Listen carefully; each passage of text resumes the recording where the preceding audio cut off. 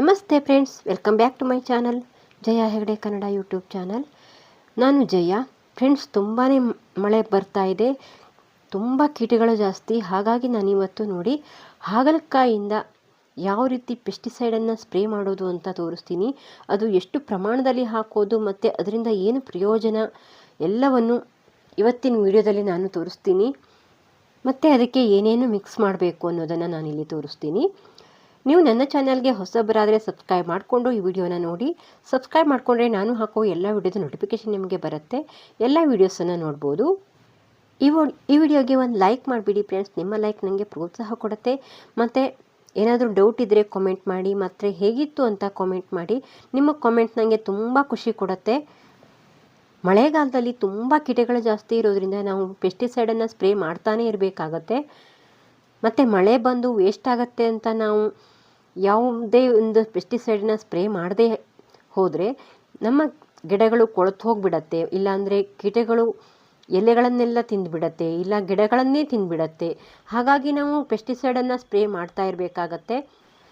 ಮಳೆ ಬರ್ತಾ ಇದ್ದರೂ ಕೂಡ ಮಳೆ ಸ್ವಲ್ಪ ಕಡಿಮೆ ಆದಾಗ ನಾವು ಯಾವುದಾದ್ರೂ ಒಂದು ಪೆಸ್ಟಿಸೈಡನ್ನು 8 ದಿವಸಕ್ಕೆ ಒಂದು ಸಾರಿ ಆದರೂ ಸ್ಪ್ರೇ ಮಾಡ್ತಾನೆ ಇರಬೇಕಾಗತ್ತೆ. ಇಲ್ಲ ಅಂದರೆ ಫಂಗಸ್ ಆಗಿ ಗಿಡಗಳು ಸಾಯೋ ಸಾಧ್ಯತೆ ಇರುತ್ತೆ. ಹಾಗಾಗಿ ಬನ್ನಿ ನೋಡೋಣ ಇವತ್ತು ಹಾಗಲಕಾಯಿಯಿಂದ ಯಾವ ರೀತಿ ಪೆಸ್ಟಿಸೈಡನ್ನು ಮಾಡೋದು ಅಂತ ತೋರಿಸ್ತೀನಿ ನಾನು ನಿಮಗೆ. ಕೀಟನಾಶಕ ನೋಡಿ, ನಾನಿಲ್ಲಿ ಒಂದು ಹಾಗಲಕಾಯನ್ನು ಈ ರೀತಿ ಪೀಸಸ್ ಮಾಡಿಕೊಂಡು, ಇದನ್ನು ನೀವು ಪಲ್ಯ ಏನಾದರೂ ಮಾಡಬೇಕಾದ್ರೆ ಈ ರೀತಿ ಪೀಸಸ್ ಮಾಡಿಕೊಂಡು ಅದನ್ನು ರಸನ ತೆಗೆದಿಟ್ಟುಕೊಂಡ್ರೆ ಸಾಕಾಗತ್ತೆ. ನಾವಿಲ್ಲಿ ನೆನಪಿಟ್ಟುಕೊಳ್ಬೇಕಾಗಿರೋದು ಏನಂದರೆ, ಯಾವುದೇ ರೀತಿ ಉಪ್ಪನ್ನು ಇದಕ್ಕೆ ಸೇರಿಸಬಾರ್ದು. ನಾವು ಹಾಗಲಕಾಯಿಯನ್ನು ರಸ ತೆಗಿಲಿಕ್ಕೆ ಉಪ್ಪನ್ನು ಸೇರಿಸಿ ಹಿಂಡ್ತೀವಲ್ಲ, ಆ ರೀತಿ ಮಾಡೋ ಅವಶ್ಯಕತೆ ಇಲ್ಲ. ಯಾಕಂದರೆ ಆ ಉಪ್ಪು ನಮ್ಮ ಗಿಡಗಳಿಗೆ ಹಾನಿ ಉಂಟು ಮಾಡುತ್ತೆ. ಹಾಗಾಗಿ ಉಪ್ಪನ್ನು ಹಾಕದೆ ನಾವಿಲ್ಲಿ ರಸನ ತೆಗೆದಿಟ್ಕೋಬೇಕಾಗತ್ತೆ. ನಾವು ಉಪ್ಪನ್ನು ಹಾಕಿ ತೆಗೆದು ರಸ ಮಾಡಿ ಗಿಡಗಳಿಗೆ ಸ್ಪ್ರೇ ಮಾಡೋದ್ರಿಂದ ಗಿಡ ಸುಟ್ಟು ಹೋಗಿಬಿಡತ್ತೆ. ಹಾಗಾಗಿ ಉಪ್ಪು ಹಾಕದೇ ನಾವಿಲ್ಲಿ ಈ ರಸನ ತೆಗೆದಿಟ್ಕೋಬೇಕು. ಹಾಗಲಕಾಯಿಯಲ್ಲಿ ಕಹಿ ಅಂಶ ಇರುತ್ತೆ ಮತ್ತು ತುಂಬ ಒಳ್ಳೊಳ್ಳೆ ಕೀಟಗಳನ್ನು ಸಾಯಿಸುವಂಥ ಶಕ್ತಿ ಇರುತ್ತೆ. ಇದು ಕಹಿಬೇವಿನ ಹಿಂಡಿ ಅಥವಾ ಕಹಿಬೇವಿನ ಎಲೆಯಲ್ಲಿ ಯಾವ ರೀತಿ ಸತ್ವ ಇರುತ್ತೋ ಅದೇ ರೀತಿ ಸತ್ವ ಇದರಲ್ಲೂ ಕೂಡ ಇರುತ್ತೆ. ಹಾಗಾಗಿ ನಾವು ಇದನ್ನು ಗಿಡದ ಬುಡದಲ್ಲೂ ಬೇಕಾದರೂ ಹಾಕ್ಬೋದು.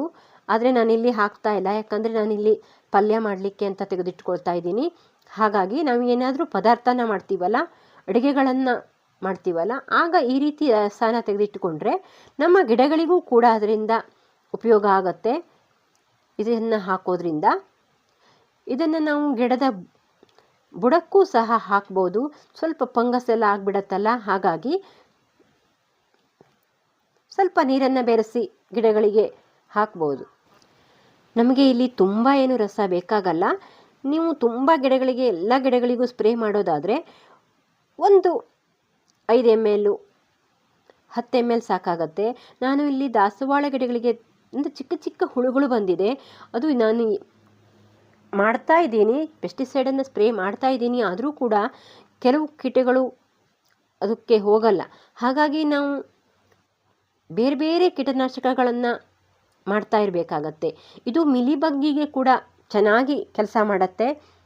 ಇದನ್ನು ಸ್ಪ್ರೇ ಮಾಡೋದ್ರಿಂದ ಮಿಲಿಬಗ್ ಮತ್ತು ಕಪ್ಪು ಹೇನು ಇವೆಲ್ಲವಕ್ಕೂ ಒಳ್ಳೆಯ ಕೀಟನಾಶಕ ಇದು. ಹಾಗಾಗಿ ಇದನ್ನು ಸ್ಪ್ರೇ ಮಾಡಿ ನೋಡಿ.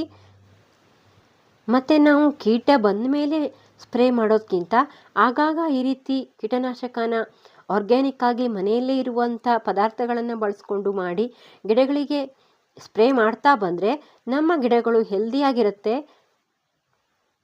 ಹಾಗಾಗಿ ಇದನ್ನು ಸ್ಪ್ರೇ ಮಾಡ್ತಾ ಇರಿ. ನನ್ನ ದಾಸವಾಳ ಗಿಡಗಳೆಲ್ಲ ತುಂಬ ಹಾಳಾಗಿಬಿಟ್ಟಿದೆ, ಯಾಕಂದರೆ ತುಂಬ ಮಳೆ ಬರ್ತಾ ಇದೆ. ಪಾಟಲ್ಲೆಲ್ಲ ನೀರು ಸಿಕ್ಕಾಕೊಂಡಿತ್ತು. ಹಾಗಾಗಿ ಎಲೆಗಳೆಲ್ಲ ಕೊಳೆತು ಹೋಗಿಬಿಟ್ಟಿದೆ. ಇನ್ಮೇಲೆ ಅದನ್ನೆಲ್ಲ ಸರಿ ಮಾಡ್ಕೋಬೇಕು. ಹಾಗಾಗಿ ಇನ್ಮೇಲೆ ನಾನು ಪೆಸ್ಟಿಸೈಡನ್ನು ಹಾಕ್ತಾನೇ ಇರಬೇಕಾಗತ್ತೆ. ಇಲ್ಲಾಂದರೆ ಎಲೆ ಕೊಳ್ತಿರತ್ತಲ್ಲ, ಆಗ ಅದು ಫಂಗಸ್ ಆಗಿಬಿಡತ್ತೆ ಗಿಡಗಳಿಗೆ. ಹಾಗಾಗಿ ನೋಡಿ, ತುಂಬ ಮಳೆ ಬಂದಿರೋದ್ರಿಂದ ನಾನು ಕೆಳಗಡೆ ಹೋಗೋಕ್ಕೆ ಆಗಿಲ್ಲ. ಹಾಗಾಗಿ ಆ ರೀತಿ ಆಗೋಯ್ತು ನೋಡಿ. ಇದರಲ್ಲಿ ಒಂದು ಮಾಪನ ತೊಗೊಂಡಿದ್ದೀನಿ. ಅದರೊಳಗೆ ಒಂದು ಅರ್ಧ ಆದರೆ ಸಾಕಾಗತ್ತೆ.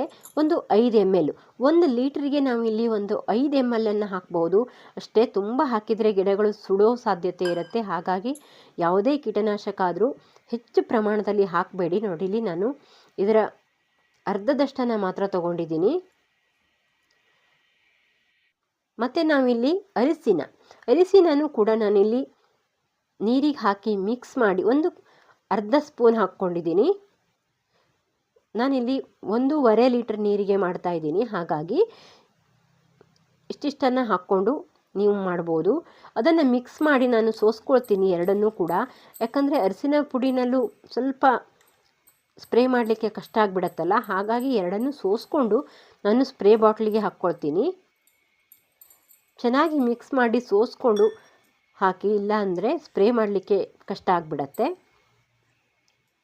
ಅರಿಶಿನ ಕೂಡ ನಮಗೆ ಆ್ಯಂಟಿ ಫಂಗಲ್ ಆಗಿ ಕೆಲಸ ಮಾಡೋದ್ರಿಂದ, ಈ ಅರಿಶಿನ ಹಾಕೋದ್ರಿಂದ ಫಂಗಸ್ಗಳನ್ನು ಹತೋಟಿ ಮಾಡುತ್ತೆ ಇದು. ಹಾಗಾಗಿ ನಾವು 8 ದಿವಸ ಅಥವಾ 15 ದಿವಸಕ್ಕೊಮ್ಮೆ ಆದರೂ ಈ ಅರಿಶಿನ ಗಿಡದ ಬುಡದಲ್ಲಿ ಕೂಡ ಹಾಕ್ಬೋದು. ಇಲ್ಲಾಂದರೆ ಗಿಡದ ಎಲೆಗಳ ಮೇಲೆ ಈ ರೀತಿ ನೀರನ್ನು ಮಾಡಿ ಸ್ಪ್ರೇ ಮಾಡ್ಬೋದು. ತುಂಬ ಒಳ್ಳೆಯ ಕೀಟನಾಶಕ ಅರಿಶಿನ ಇದು. ಆ್ಯಂಟಿ ಫಂಗಲ್ ಆಗಿ ನಮ್ಮ ಗಿಡಗಳನ್ನು ಕಾಪಾಡುತ್ತೆ ಇದು. ಹಾಗಾಗಿ ಇದನ್ನು ಕೂಡ ಸ್ಪ್ರೇ ಮಾಡ್ಬೋದು ನಾವು. ಹಾಗಲಕಾಯಿ ರಸ ಇಲ್ಲ ಅಂದರೆ ನಾವಿಲ್ಲಿ ಬರೀ ಅರಿಶಿನ ಕೂಡ ನಾವು ಇಲ್ಲಿ ಸ್ಪ್ರೇ ಮಾಡ್ಬೋದು.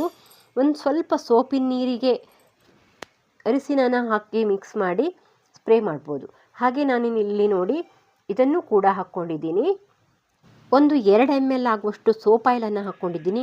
ಯಾವುದೇ ಸೋಪನ್ನು ನೀರನ್ನು ಬೇಕಾದರೂ ತೊಗೋಬೋದು ಇಲ್ಲಿ. ಹಾಗೆ ಈ ಮಿಶ್ರಣನ ಹಾಕ್ಕೊಳ್ತೀನಿ. ಇವೆಲ್ಲವನ್ನು ಮಿಕ್ಸ್ ಮಾಡಿ ನಮ್ಮ ಗಿಡಗಳಿಗೆ ಹಾಕ್ಬೋದು. ಇದನ್ನು ನಾನು ಕೊಲೆಂಚೋ ಗಿಡಗಳು ತುಂಬ ಒಂದು ರೀತಿ ಎಲೆಗಳೆಲ್ಲ ಉದುರ್ತಾ ಇದೆ, ಆ ಗಿಡಗಳಿಗೂ ಸ್ಪ್ರೇ ಮಾಡಿದ್ದೀನಿ. ದಾಸವಾಳ, ಗುಲಾಬಿ ಮತ್ತು ನೀರ್ಸೋಣೆ ಗಿಡಕ್ಕೆ ಮಾಡಿಲ್ಲ. ನೀರ್ಸೋಣೆ ಗಿಡಕ್ಕೆ ತುಂಬ ಸೂಕ್ಷ್ಮವಾಗಿರುತ್ತೆ ಅದು. ಹಾಗಾಗಿ ನಾನು ಅದಕ್ಕೆ ಮೊನೋಸಿಲ್ ಅನ್ನೋ ಕೆಮಿಕಲ್ ಮಾತ್ರ ಸ್ಪ್ರೇ ಮಾಡ್ತೀನಿ. ಇಲ್ಲಿ ನೋಡಿ, ಗುಲಾಬಿ ಗಿಡ ಚೆನ್ನಾಗಿ ಮೊಗ್ಗು ಬಿಡ್ತಾ ಇದೆ, ಅದಕ್ಕೆಲ್ಲ ಸ್ಪ್ರೇ ಮಾಡ್ತೀನಿ ನಾನು ಅದನ್ನು. ನೀವು ಎಲ್ಲ ಗಿಡಗಳಿಗೂ ಇದನ್ನು ಸ್ಪ್ರೇ ಮಾಡ್ಬೋದು. ಆದರೆ ಚಿಕ್ಕ ಸಸಿಗಳು ಇರುತ್ತಲ್ಲ, ಅದಕ್ಕೆ ಸ್ಪ್ರೇ ಮಾಡೋಕ್ಕೆ ಹೋಗಬೇಡಿ, ಪವರ್ ಹೆಚ್ಚಾಗಿಬಿಡತ್ತೆ. ನೀವು ಚಿಕ್ಕ ಸಸಿಗಳಿಗೆ ಏನಾದರೂ ಸ್ಪ್ರೇ ಮಾಡೋದಾದರೆ ಇನ್ನೂ ಕಡಿಮೆ ಪ್ರಮಾಣದಲ್ಲಿ ಹಾಕ್ಕೊಳ್ಳಿ. ನೋಡಿ, ನಾನಿಲ್ಲಿ ಕೊಲೆಂಚೋ, ದಾಸವಾಳ, ಗುಲಾಬಿ, ಸೇವಂತಿಗೆ ಇವೆಲ್ಲಕ್ಕೂ ನಾನು ಸ್ಪ್ರೇ ಮಾಡ್ತೀನಿ. ಸೇವಂತಿಗೆ ಗಿಡದಲ್ಲೆಲ್ಲ ಕಪ್ಪು ಹೇನುಗಳು ಆಗತ್ತಲ್ಲ, ಅದಕ್ಕೆ ಕೂಡ ಇದನ್ನು ಸ್ಪ್ರೇ ಮಾಡೋದ್ರಿಂದ ತಡಿಬೋದು. ಇದು ನೋಡಿ, ಎಲೆಗಳೆಲ್ಲ ತೂತಾಗಿಬಿಟ್ಟಿದೆ, ಈ ರೀತಿ ಸಣ್ಣ ಹುಳುಗಳು, ಅದು ಏನು ಮಾಡಿದರೂ ಬರಲ್ಲ. ನಾವು ಈ ರೀತಿ ಸ್ಪ್ರೇ ಮಾಡುವಾಗ ಅದು ಹಾರೋಗಿಬಿಡತ್ತೆ, ಆಮೇಲೆ ಬಂದು ಎಲೆಗಳನ್ನೆಲ್ಲ ತಿಂದು ಬಿಡತ್ತೆ. ಇಲ್ಲಿ ನೋಡಿ, ಹಾಗಾಗಿ ನಾನು ಇದನ್ನು ಸ್ಪ್ರೇ ಮಾಡ್ತಾನೆ ಇರಬೇಕಾಗತ್ತೆ. ಇನ್ಮೇಲೆ ತುಂಬ ಕೀಟಗಳು ನನ್ನ ಗಿಡನೆಲ್ಲ ಹಾಳು ಮಾಡಿಬಿಟ್ಟಿವೆ, ಮತ್ತು ಫಂಗಸ್ ಕೂಡ ಆಗಿರೋ ಹಾಗಿದೆ. ಯಾಕಂದರೆ ಎಲೆಗಳೆಲ್ಲ ಉದುರೋಗ್ಬಿಟ್ಟಿದೆ. ಹಾಗಾಗಿ ಅದನ್ನು ಇನ್ನೂ ಬಚಾವ್ ಮಾಡ್ಕೋಬೇಕು. ನಾನು ಕೀಟನಾಶಕ ಕೂಡ ತುಂಬಾ ಮಾಡಿದ್ದೀನಿ. ನಾನು ಬಸವನ ಹುಳುವಿಗೆ ಯಾವ ರೀತಿ ಕಾಪಾಡ್ಕೊಳ್ಳೋದು ಅನ್ನೋದು ಕೂಡ ನಾನು ಹೋದ ವರ್ಷ ವಿಡಿಯೋ ಮಾಡಿದ್ದೀನಿ. ನನ್ನ ಚಾನಲ್ಗೆ ಹೋದರೆ ಎಲ್ಲ ವಿಡಿಯೋಸ್ ಸಿಗತ್ತೆ, ನೀವು ನೋಡಿ ಬೇಕಾದರೆ. ಫ್ರೆಂಡ್ಸ್, ಈ ವಿಡಿಯೋದಲ್ಲಿ ನಾನು ಹಾಗಲಕಾಯಿ ರಸದಿಂದ ಯಾವ ರೀತಿ ಪೆಸ್ಟಿಸೈಡನ್ನು ಮಾಡೋದು ಅಂತ ಹೇಳಿದ್ದೀನಿ. ಇನ್ನೇನಾದರೂ ಡೌಟ್ ಇದ್ದರೆ ಕಾಮೆಂಟ್ ಮಾಡಿ. ಈ ವಿಡಿಯೋನ ಪೂರ್ತಿಯಾಗಿ ನೋಡಿದ್ದಕ್ಕೆ ಧನ್ಯವಾದ friends. Thank you for watching. Bye.